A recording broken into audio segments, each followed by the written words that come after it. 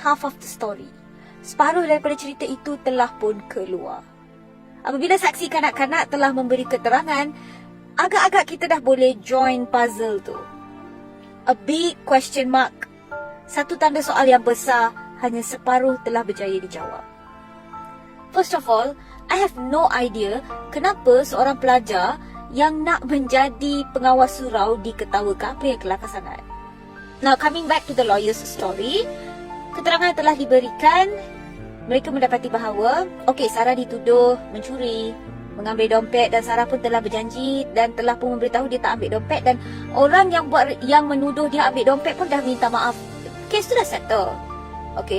But unfortunately, there is another person yang masuk dalam dorm tu and bagi tahu somebody took her pink bendera, dan it became a very big issue compared to the money issue.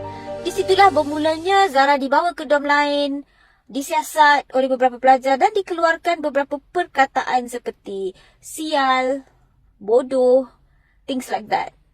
Dan mereka membacakan satu surat privacy. Not sure surat ni dapat macam mana, dapat daripada mana ke, not sure.